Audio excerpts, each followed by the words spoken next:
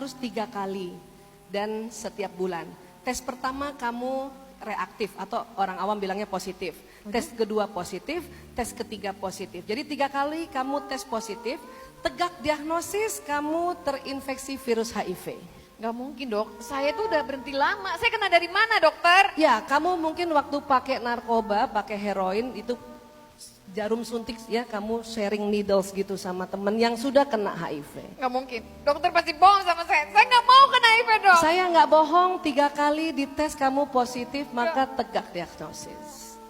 Bapak Ibu, untuk kepentingan seminar dan kepentingan bersama, saya mau cerita dan ini atas kerelaan Mbak Adel dan keluarganya. Mbak Adel adalah seorang ODA. ODA singkatan, orang dengan HIV AIDS. Di tubuh Mbak Adel ada virus HIV yang merusak daya tahan tubuhnya. Memang HIV menular tapi tidak menular lewat salaman atau memeluknya. Atau minum 1 gelas bersama, atau toilet umum bersama dipakai, tidak menular. Menular kalau Mbak Adel pakai suntikan, kemudian saya langsung juga pakai suntikan itu. Kenapa virus itu ada di darah? Menular juga kalau, maaf Mbak Adel, hubungan intim suami istri akan menular ke pasangannya. Dan menular juga kalau Mbak Adel hamil dan kemudian lahir anaknya lewat jalan persalinan normal. Dan terkadang saya sering khawatir pada teman-teman bidan kalau membantu seorang wanita hamil dan dia tidak cerita bahwa dia HIV, maka kasihan teman-teman bidan akan bisa terinfeksi. Makanya orang perempuan HIV yang dinyatakan positif diminta untuk melahirkan secara operasi sesar agar dokter-dokter sudah siap. Baju berlapis-lapis, handscoon berlapis, ya, sarung tangan, pakai kacamata yang selebar ini sehingga waktu menolongnya tidak terciprat darah. Mbak Adel punya anak? Punya. Baik, Bapak Ibu, apa yang ditakutkan oleh Mbak Adel? Takut pada satu saat masuk AIDS. Ya, apa sih yang terjadi pada orang virus HIV? Saya kalau jalan sama Mbak Adel, kemudian ada orang sakit mata, maka Mbak Adel yang duluan tertular. Karena daya tahan tubuhnya menurun.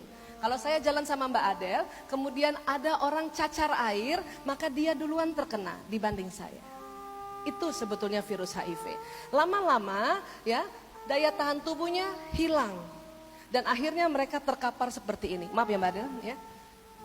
Dan maaf tidak langsung meninggal, 3-5 tahun terkapar seperti ini, akhirnya sering ya mengganggu aktivitasnya sendiri dan aktivitas keluarga. Itu yang dikhawatirkan. Walaupun memang ada obat antiretroviral tapi tidak bisa menghilangkan virus itu. Hanya bisa membuat agar Mbak Adel kalau ke fase ini agak lama.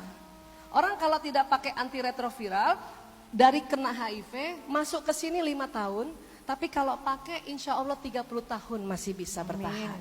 Doakan Bapak Ibu ya. Di Indonesia banyak sekali orang yang seperti Mbak Adel. Mbak Adel. Ya. Mbak Adel berapa bersaudara? 6. Yang pakai narkoba ada berapa? 5. Mbak Adel 6 bersaudara, 5 yang pakai. 1 kenapa kok bisa kena, nggak kena? Karena kakak saya yang 1 tuh tinggalnya di Bandung, dia kuliah. Oh gitu ya. Yang 5 ini awalnya kamu nggak tahu? Awalnya nggak tahu kalau mereka pakai. Kapan kamu tahu? Taunya pas lagi bokul di tempat PD. Bokul tuh beli ya, bahasa Iya, sana ya. Bahasa selengeannya narkoba ya, bokul ya. Baik, sekarang 5 kondisinya bagaimana?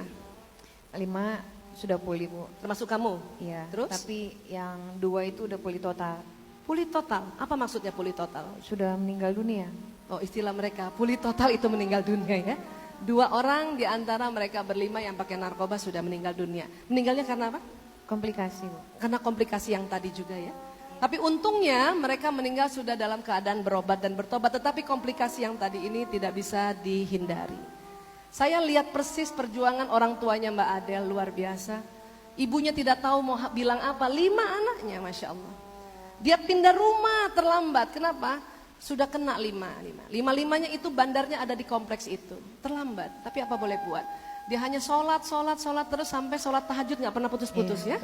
Akhirnya terselamatkan 5 tapi 2 tidak bisa terselamatkan karena komplikasi. Bapak Ibu, mohon Bapak Ibu jaga anak masing-masing, jaga diri masing-masing. Bapak Ibu mesralah antara Bapak dan Ibu agar anak-anak nyaman di rumah. Kalau sudah kayak mereka susah sekali. Untung kalau bisa berobat seperti ini dan bertobat. Tapi kalau seperti tadi overdosis dan sebagainya, waduh kami susah sekali melihat perkembangan masa depan mereka. Bapak Ibu terima kasih. Dan saya mohon doa, kami juga sedang berupaya untuk mengedukasi narkoba lewat sebuah film agar anak-anak muda mau melihatnya.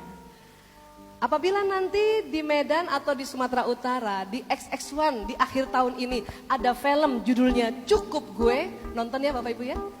Boleh? Ya tepuk tangan dulu buat usaha kami membuat film Cukup Gue Aja Deh. Film ini kami buat agak lama, sudah 2 tahun, baru selesai 70%. Karena memang kami tidak dibantu sponsor, justru kami meminta masyarakat Indonesia ikut membantu membuat film ini dengan cara membeli merchandise yang sekecil ini. Mudah-mudahan Bapak Ibu juga pada saatnya nanti setelah selesai acara berminat juga, ya berarti Bapak Ibu membantu pembuatan film kami. Terima kasih banyak, ya sekali lagi terima kasih Pak Bambang, terima kasih banyak, terima kasih semuanya Bapak Ibu, terima kasih. Bayangkan orang tua mereka saja dengan kekuatan doa dan cintanya bisa bangkit, apalagi Bapak Ibu yang anaknya masih baik, masih bagus.